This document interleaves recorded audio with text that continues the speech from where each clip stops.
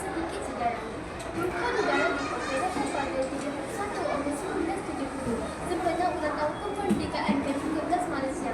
Ia lahir selepas berlakunya tragedi Sultan Kaum 13 Mei 1969 yang telah mencetuskan ketegangan antara rakyat berbagai kaum di negara kita.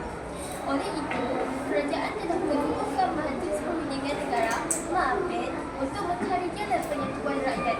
Hasilnya, lahirlah rukun negara sebagai panduan untuk membina sistem perpaduan dan keharmonian negara.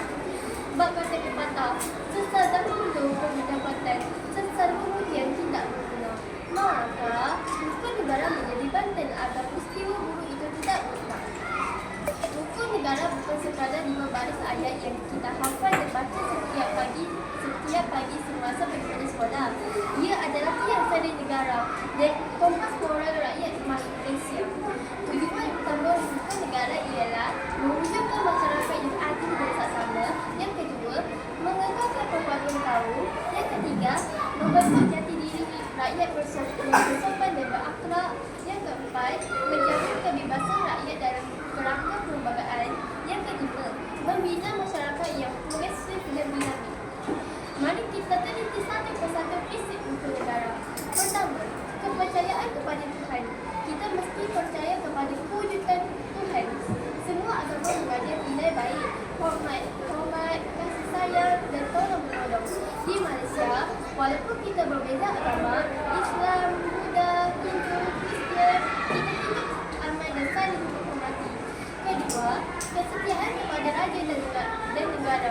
Kita mesti setia kepada negara dan menghormati raja sebagai ketua negara. Ini penting untuk menjaga kedaulatan dan keamanan negara. Contohnya, apabila kita menyimak jalur pemilang, menyanyikan lagu negaraku atau menyambut hari kemerdekaan dengan semangat revolusi, itu tanda kesetiaan kita. Keluaran perlembagaan. Perlembagaan adalah undang-undang tertinggi negara. Kita semua termasuk pemimpin mesti patuh kepadanya.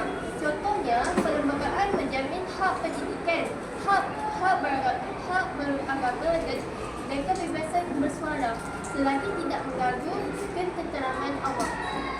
Kedaulatan undang-undang, tidak sesiapa boleh melanggar undang-undang, tidak miskin atau kaya.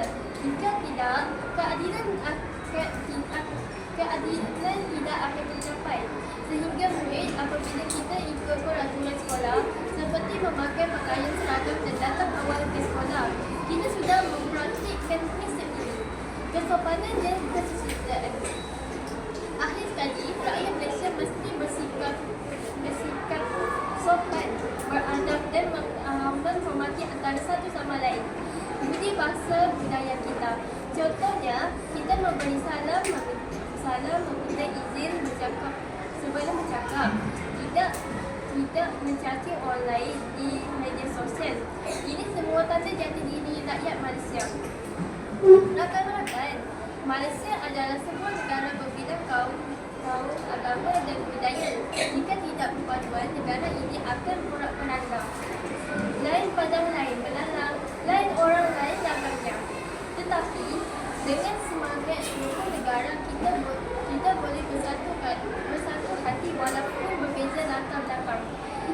Lihatlah bagaimana kita menyambut pelbagai perayaan bersama.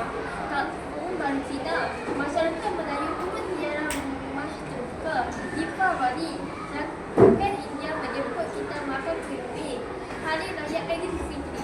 Semua kaum berkongsi kegembiraan. Itulah semangat muafakat Malaysia. Rukun negara juga membentuk jati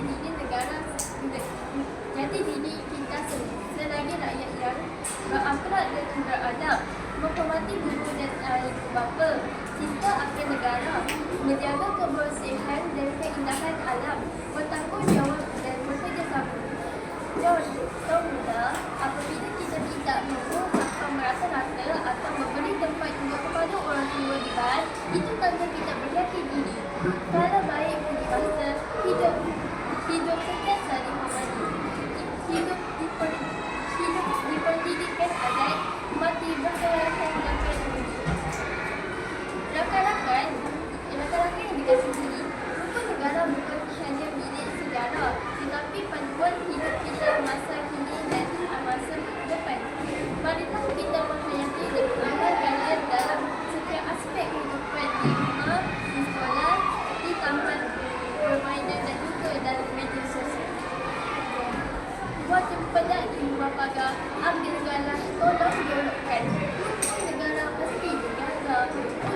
Malaysia terus menjadi kekalahan. Akhir kata, mari kita jadikan rukun negara sebagai asas untuk membina negara yang bersatu. Bersatu maju dan menjadi diri tinggi bersama di perlembagaan. Kemajuan bersama kita pertahankan tanah air tercinta.